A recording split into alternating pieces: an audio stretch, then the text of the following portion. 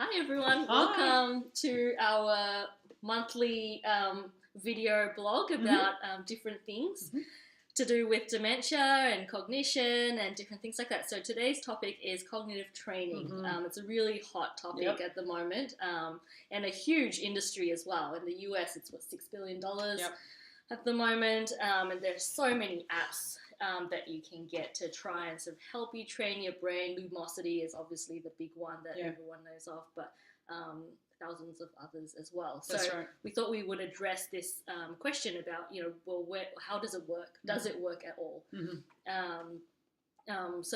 Just to kind of give us a little bit of a background, do you want to start us off with that? So I guess, I don't know, you'll have probably a more scientific perspective, but my way of thinking about brain training is that it's come out of this idea of just this logical idea of, okay, well, my memory's not working very well, so I'm just going to make it better by just learning to memorize things, and maybe that will make me smarter, or trying to become more organized by learning how to become more organized. But I guess there's a scientific perspective as well. Yeah, and I think neuroscience has really kind of shown us that our brains can change in response to different things. I think the general, old sort of view is that our brains kind of stop growing in adolescence, but really there's, we have a lot of evidence now to suggest that it actually does change quite a bit and has the capacity to change even after disease or injury, which is really exciting. So I think that kind of provides a little context to this idea of cognitive training. But then you got like groups like Lumosity, who's huge, and I'm sure that some of you might even use Lumosity. Absolutely. And what do they actually do? What they're doing is they're taking some kind of task and they're getting you to learn that task over and over again. So an example might be, so in the clinic, for instance, we give a story of some sorts.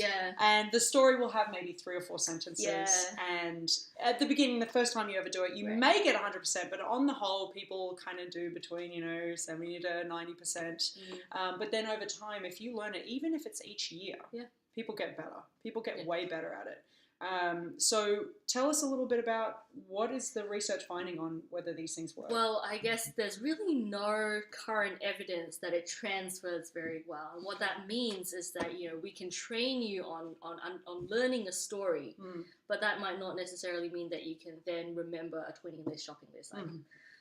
So how that sort of transfers into your everyday life, how it improves your memory, your ability to conduct activities of daily living, we still don't know. There's really no evidence for that at the moment, or at least the stuff that's out there is very small. The effect sizes we're looking at are very, very small, and what that really means is that we as scientists aren't very confident about the effects of cognitive training. So they might be marginal, but whether or not that translates to day-to-day living is still up for debate. So there are a couple of Australian scientists working in this area, which we think you might be interested in. There's lots out there, so feel free to pass the names on to our forum or onto the Facebook page. But one couple of guys from the University of Queensland I'm particularly interested in, Paul Dux and Jason Mattingly, doing a little bit of research at the University of Melbourne, but now are at UQ, and they do some really interesting work that actually has been featured on Channel 7 as well in the last few years. Yeah, that's really exciting. I know Dr. Michael Valenzuela at the University of Sydney, they're doing some really exciting work as well, also looking at how to make these tasks more transferable to day-to-day living. So really exciting stuff. So definitely check them out because they're quite interesting. Definitely. But what can you do in the meantime? Because I mean, just because something's not necessarily found in research doesn't mean we should go and cry in a corner somewhere. I guess. No, absolutely There's lots not. of things you can do, and in fact, clinically, doctors will often recommend. There are lots of things you can do. So one big one is to take on new things, challenge yourself. Don't stop just because you're a bit older or you feel like you've retired now, or you're working and it's all very, very difficult. There are lots of things you can do. So pick up a new language or do something challenging with your brain. Even doing things like learning bridge or just getting out there and trying something you haven't tried before. Yes, absolutely. That whole social engagement aspect of it is really important as well. That's absolutely and true. that really helps protect against some of the sort of decline that we normally sometimes see with aging. I couldn't agree with you more. Like, I would actually underline that. You know, I mean, you've always said to me, social engagement, it involves a whole bunch of different things. When you're meeting new people, you're not just having to learn their name and figure out what you're going to say to them, but you learn something from them at the same time. So social engagement's really huge. Important.